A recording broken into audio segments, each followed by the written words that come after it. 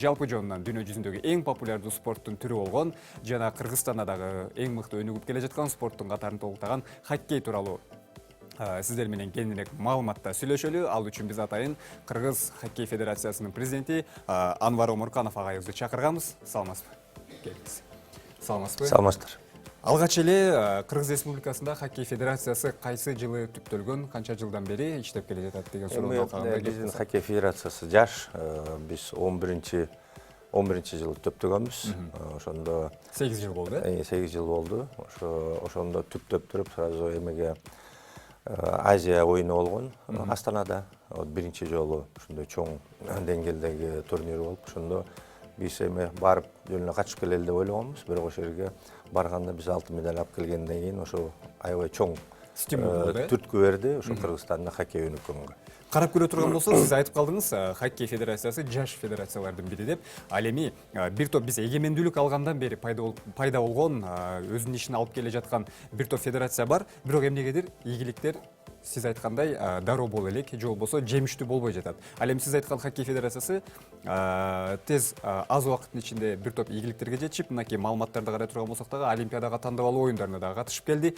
Бул эмненин жыйынтыгы? Бул спортчулардын хоккейге берилгендиги же федерациянын мыкты иштегендиги? Эми бул баары биригип болуп атат да жыйынтык. Бул биринчиден бизге жакшы ушу 11-жылы 10-жылдары ушу муз аянты бүткөн да, бүтүп салынып ошол жерде база болуп калды. Андан илгери эле хоккей Кыргызстанда хоккей бар болчу, бирок хоккей топ менен ойночу. Анан ошо биз ошолор илгери биз ойноп жүрүп, ошо энтузиасттар чогулуп, биринчи жолу клуб түзүп, ошол жерде анан ойноп баштадык. Ойноп баштап, ошо муз аянты бар үчүн ошол жерден баягы маршруттуу тренировкаларды өткөзүп, жаш балдарды биз тартып, тарбиялап, ошондон башталды да. Анан бул ойлойм бүт жагынан бул федерациянын да иши, бул мамлекеттин колдогонунда жагы бар.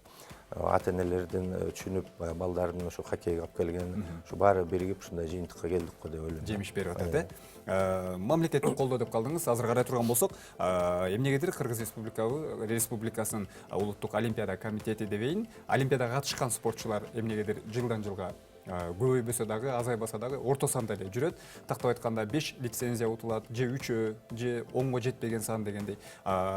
Бул эмне себептен болуп атат? Биздин спортчуларга мамлекет көбүрөөк каражат бөлбөйбү, же көңүл бөлбөйбү, же бул спортчуларга? Эми белек өзүңөр билесиңер, эми экономика жарашады.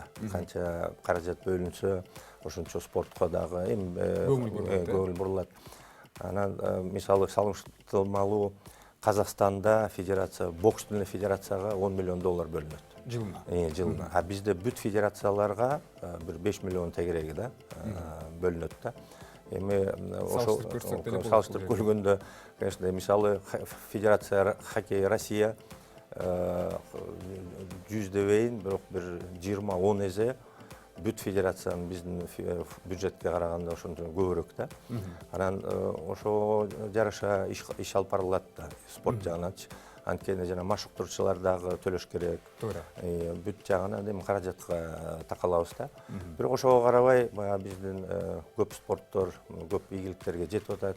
Мен ойлойм, ошо каражатка кандай каражат бөлүнсө, ошого бирок ошондой карап турбастан биздин спортчулар эмнегедир өзүнүн духун дагы берип, өздөрү да эмгек жаратат, Сиз айтып калдыңыз, дүйнө жүзүндө мисалы үчүн эң күчтүү улуттук курама командасы бар хоккей боюнча, Россияны мисал келтирип калдыңыз. Дүйнө жүзүндө тирешүү дегенде, мисалы үчүн футболдо эл классика десе, Барселона менен Реал элестетилсе, дүйнө жүзүндө чемпионаттарда бул Канада менен Россияны элестетишет. Негизинен эле балким тажрыйба алмашуу болуп турабы биздин федерацияда, хоккей федерациясында? Албетте, күчтүү мамлекеттерде. Билесиңер, былтыр ошо хоккей федерациянын президенти Россиянын Владислав Третьяк бияка келип биз келишим түзгөнбүз. Ошо бизге тажрыйба менен бөлүшүп, жанагы семинарларды өткөзүп, тренерский, судейский ошолорду жылга келип атышат. Жылга келип биз региондордон машыктыруучуларды чогултуп, судейский жана корпусту чогултуп, семинар өткөзүп, ошо дагы бир жакшы өзүнүн көрсөтүп атат да, берип атат. Демек тажрыйба алмашуу бар? Тажрыйба алмашуу албетте бар. Бирок мен айтып коеюн, мисалы Россия Федерациясы менен да сүйлөшүп турабыз да. Мына кечээ эле Россия Федерациясынын өкүлү келип, бизден муз аянтты көрүп, анткени 2-8 мартта 20-жылы бизде дүйнө жүзүнө боюнча 4-чү дивизион чемпионат мира өтөт да, хоккей боюнча. Кыргызстанда бул биринчи жолу. Бул биринчи жолу 4-чү дивизион түзүлүп атат, биринчи жолу Кыргызстанда өтөт. Бул чоң бир мероприятие болот да. Жоопкерчилик. Да, жоопкерчилик. Ошону барып көрүп, бизди колдоп кетишти. Кудай буйрса, ошого биз даярданып атабыз да. Анан ошо мен айтып кетейин, мисалы, эмнеге Канада менен Россия жакшы ойноп атат. Канадада 2700 муз аянты бар. 2700. Россияда бир 700-ке жакын да. Анан Россияда азыркы күндө 600 000 бала хоккейде да. Анан ошо албетте анын ичинен тандоо, жакшы тандоо болот. Конкуренция да күчтүү. Конкуренция күчтүү, Канадада ошондой да. Бирок бул азыр Европада да жакшы ойноп келатат. Мисалы Швеция, Финляндия, мурда Швейцарияны эч ким билбей чыгар. Швейцария азыр хоккей баягы мындай теңелип баратат да.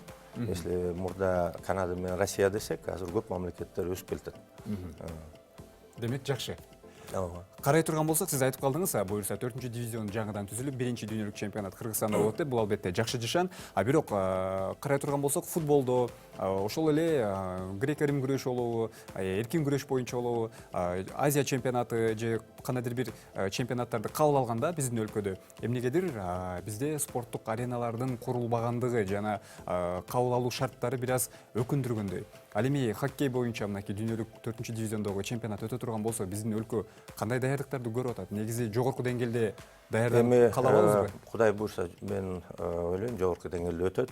Анткени биз уже 2 турнир өткөзгөнбүз Кыргызстанда хоккей боюнча. Бул Кубок вызов Азии деп коет. Ошондо эл аралык федерация жакшы баа берген, жакшы деңгээлде өткөн. Анткени бизде мамлекет колдоп, баягы оргкомитет түзүлүп, ошонун төрагасы, вице-премьери болуп, госагентствонун директорунун эмесинде контролунда болуп, жакшы өткөн. Анан кечээ ошо хоккей федерация Россиясынын өкүлү келип, биз госагентствонун директоруна кирип, ошол жерден баарын сүйлөшүп, макулдашып алдык. Кудай буйрса, мен ойлойм, жогорку деңгээлде өткөзөбүз деп. Жакында гана кийин мурдагы эфирибизде тактап айтканда, шаршемби күнкү эфиримде мен хоккей боюнча маалымат окудум эле, дал ушул спорт жаңылыктарында биздин улуттук курама команда Олимпиадага тандоо оюндарына катышып, тилекке каршы ута албай калды. Дал ошол тууралуу кеңирээк айтып берсеңиз. Эми биринчи турда биз Люксембургка барып утуп келгенбиз. Ошон үчүн экинчи турга өттүк. Бирок экинчи турга баратканда эле биз баягы даяр болчубуз, что утканга кыйын. Анткени ал жерде мисалы Румыния командасы бул биринчи дивизионда командалар да. Бул бир убакта Олимпиадага катышкан. Ал жерде бүт оюнчулар, хоккей оюнчулар ал жерде профессионалдуу түрдө ойношот. Мисалы жок дегенде бир 5 000 10 000 доллар айлык алышат. Анан күнүгө баягы жумушка келгенде келишет да. Сүйүнүп келишет. Сүйүнүп келишет. Биздин оюнчулар болсо бирөө окуйт, бирөө бир жерде иштейт. Анан бизде баягы любительский деп коет. Анан ушундай командалар менен ошол жака барып ойногон, бул өзүнчө эле биздин балдарга чоң тажрыйба да. Чоң иш, мен ойлойм, ошол деңгээлге биз жетип баратканыбызга да. Анткени мисалы Исландия менен ойнодук, ал жерде бир 7 швед ойноп атты. Эми качан биз ойлогонбуз, что биздин балдар барып туруп шведтер менен же румындар менен ойнойт депчи. Бул биздин балдарга айтып атпаймынбы, чоң тажрыйба и хоккей мен ойлойм, бул чоң жетишкендик депчи. Демек келечек алдыда. Анткени биз Азияда мисалы азыр өзүбүздүн дивизиондо Азия мамлекетинде 2 дивизион бар, топ дивизион, премьер. Премьер дивизиондо бир 20га жакын мамлекет бар. Ошонун ичинен биз биринчибиз. Вау. А топ дивизиондо албетте ал биринчи топ дивизиондо командалар бул Казакстан, Япония, Кытай, Корея. 4 команда. Алар өзүнчө дивизионда. Бирок биз өзүбүздүн дивизиондо лидер болуп, ошон үчүн бул уже Европага өтүп атабыз да. Эң сонун акыркы суроо болсун. Азыр мынакей хоккей тууралуу кене маалыматты айтып бердиңиз. Тактап айтканда биздин өлкөдө келечеги кандай болуп атат, жетишкендиктер кандай, федерацияда акыбал кандай дегендей. Азыр балким теле көрүүчүлөрүбүз дагы, ата энелер дагы кызыгып калды. Балдарыбызды хоккейге берсек болобу? Бул эч кандай ден соолукка зыянын алып келбейби? Себеп дегенде бир топ окуяларды көрүп калышат, кээде бардык эле спорт жаракатты алып келиши мүмкүн. Бирок хоккейдин өзгөчөлүгү жана балдарымды хоккейге берем дегендерге жана хоккей менен машыгам дегендерге сиздин азыр биздин кички өспүрүмдөр жакшы результаттарды көрсөтүп атат. Билесиңер, былтыр 2 жыл болуп калды. Уже Америкага барып, ким ойлоду эле, биздин кички балдар Америкага ойнойт деп. Аякка барып биринчи орун алып келишти. Былтыр Европага барып, Чехиядан биринчи орун алып келди. Анан ким билди ошондой биздин балдар ойнойт депчи. Былтыр бу жерден Кубок мэра деп өткөзүп, 10 мамлекеттен келди, Америкадан бери келди. Ошол жерден да биздин кички балдарыбыз биринчи орун алды. Азыр болсо биздин кички балдардын ошо ÖKO СКА Питерде ойношот, академияда окуйт. Ошол жерде Асан Абдыгулов деген балабыз ошол жерде лидер да, эң биринчи болуп турат азыр. Ошол жакта команда лидери. Ошол Россияда, элестетсеңер. Азыр ÖKO Канадада ойнойт, бирөө Америкада ойнойт. 4-5 бала бизде Россияда ойношот. Кички ошо 8-9 ошо кички балдар жакшы келип атат да. Ошону көрүп азыр көп ата энелер хоккейге берип атат. Мен да чакырат элем ошо хоккейге берсин деп балдарын деп. Анткени бул хоккейде биринчиден ден соолукка жакшы да.